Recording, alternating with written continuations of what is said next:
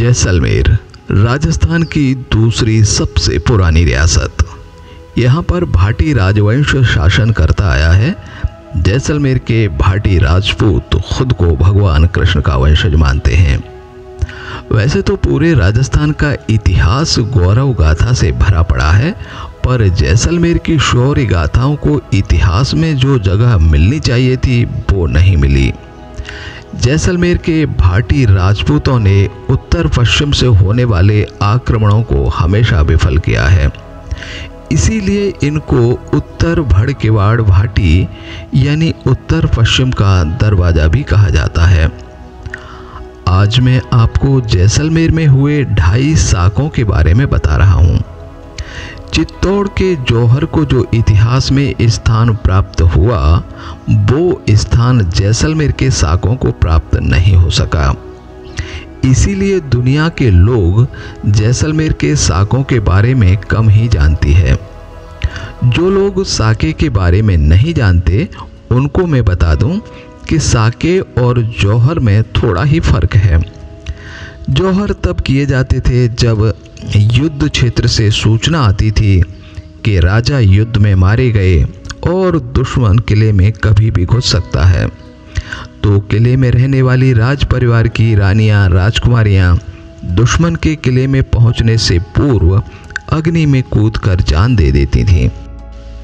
साके में महाराजा के युद्ध में जाने से पूर्व ही राज परिवार की रानियां व राजकुमारियां महाराजा के सामने ही अग्नि में कूदकर जान दे देती थीं।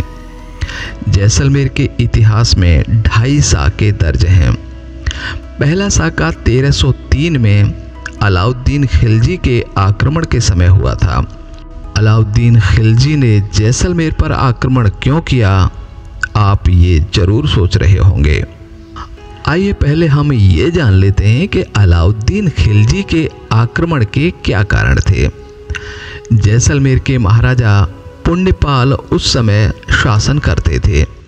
वे बहुत ही क्रोधी स्वभाव के थे और उनको राजनीति की समझ भी नहीं थी। सबसे बड़ी बात, उनका चरित्र अच्छा नहीं था। जैसलमेर की जनता और यहाँ के सामंत जब महारावल पुण्यपाल से परेशान हो गए तो सामंतों ने मिलकर पुण्यपाल को गद्दी से हटा दिया।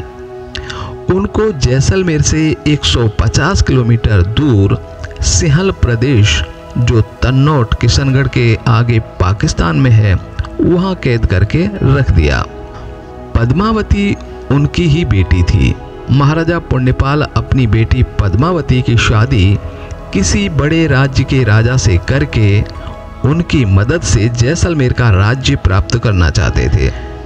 उस समय के जैसलमेर के महारावल मूलराज ने ये अनुमति नहीं दी, तो पुण्यपाल ने राजकुमारी पद्मावती का डोला चित्तौड़ के महाराणा रतन सिंह के लिए भेज दिया।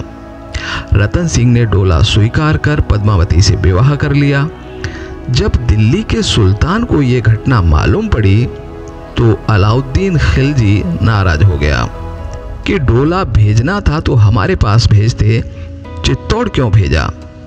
तब चित्तौड़ की महारानी पद्मावती को प्राप्त करने और जैसलमेर के महारावल को सबक सिखाने के लिए अलाउद्दीन खिलजी ने जैसलमेर व चित्तौड़ पर एक साथ आक्रमण किया। अलाउद्दीन खिलजी की सेना ने लगभग 6 साल तक जैसलमेर के किले को घेर कर रखा और जब अनाज व पानी समाप्त होने लगा तब साके की तैयारी की जाने लगी। महल के मुख्य द्वार के बाहर अग्निकुंड बनाया गया। रानियों, पटरानियों, महारानियों और राजकुमारियों ने खूब श्रृंगार किए। पुरुषों ने केसरिया बाना धारण किया। रात भर मां भवानी की याद में जागरण किया और पुरुषों के युद्ध में जाने से पूर्व जय भवानी के नारे के साथ किले से एक एक कर सभी नारियों ने अग्नि में कूदकर जान दे दी।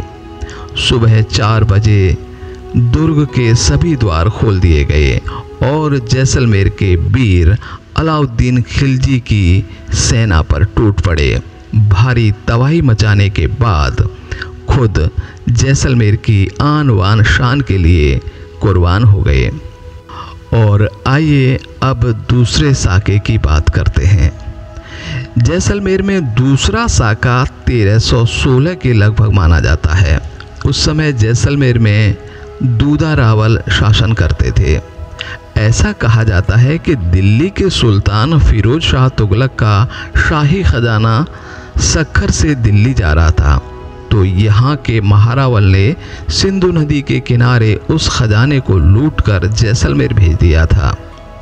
फिरोज शाह तुगलक नाराज हो गया और उसने सेना की एक टुकड़ी भेजकर जैसलमेर पर आक्रमण कर दिया। ऐसा कहा जाता है कि उस समय भी जैसलमेर की लल्लाओं ने साका कर लिया और पुरुष केसरिया वाना पहनकर युद्ध में काम आए। जैसलमेर में एक अर्ध साका हुआ है।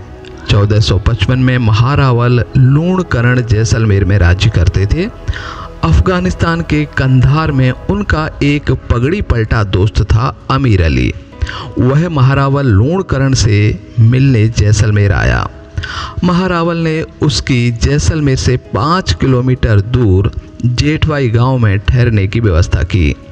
अमीर अली कई दिनों तक यहाँ घूमता रहा। जब उसके गुप्तचरों ने बताया कि महाराजा के पास किले में कुछ ही सैनिक हैं, तो अमीर अली को राज्य हड़पने का लालच आ गया और उसने महाराजा को कहा कि हमें काफ़ी दिन हो गए हैं, अब हम अपने देश वापस जाना चाहते हैं, लेकिन जाने से पूर्व हमारी बेगमें आपकी महारानी से मिलना चाहती हैं। महाराजा ने अनुमति दे दी। तब अमीर अली ने षड्यंत्र कर अपनी बेगमों के स्थान पर डोली में सैनिकों को भेज दिया, लेकिन किले के दूसरे द्वार पर डोली में बैठे एक सैनिक को खांसी आ गई। द्वार पर तैनात सैनिक ने तलवार से डोली का पर्दा हटा दिया और युद्ध शुरू हो गया। रणभेरी बज उठी, किले के द्वार बंद कर दिए गए। महारावल को पता था कि इस समय हमारे पास सैनिक नहीं हैं। महारावल ने सभी कुलबधुओं और कुल लल्लाओं को बुलाया और सारी स्थिति बताई और कहा कि हमारे साथ धोखा हुआ है। अग्नि जलाने का समय नहीं था। महल की सभी कुलबधुओं कुल लल्लाओं ने अपने सिर महारावल की तलवार के आगे कर दिए। महारावल ने अपने कुल के शील की रक्षा के लिए सभी के सिर काट दिए। महारावल और उनके अंगरक्षक 400 योद्धाओं के साथ अमीर अली से लड़ते हुए अमर हुए। अमीर अली अपनी योजना में सफल होता ही जा रहा था। तभी रणभेरी सुनकर राजकुमार मालदेव, जो उस समय शिकार पर गए थे, अपने साथियों के साथ गुप्त रास्ते से किले में पहुंच गए और फिर सामंतों तक सूचना पहुंची तो सामंतों ने अमीर अली की सेना को घेर कर मार दिया। अमीर अली को बंदी बना लिया गया और उसको चमड़े के बैग में बंद कर रखा गया और फिर इसको मार दिया गया।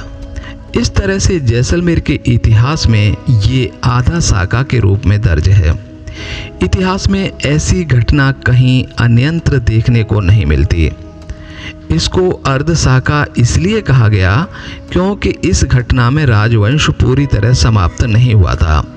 महिलाएं तो समाप्त हो गईं, पर राजकुमार बच गए, इसीलिए इसको आधा साका मानते हैं। जैसलमेर के इतिहास में ऐसी ही न जाने कितनी वीर गाथाएं हो चुकी हैं। अगले वीडियो में मैं फिर जैसलमेर की एक और वीर गाथा के साथ आऊँगा। तब तक मुझे दीजिए इजाज़त। नमस्कार दोस्तों, यदि आप हमारे वीडियो को लाइक और कमेंट्स करते हो तो हमें और अच्छे वीडियो बनाने का हौसला मिलता है। तो आप जितने लाइक करोगे उतने ही अच्छे वीडियो आपको देखने को मिलेंगे। धन्यवाद।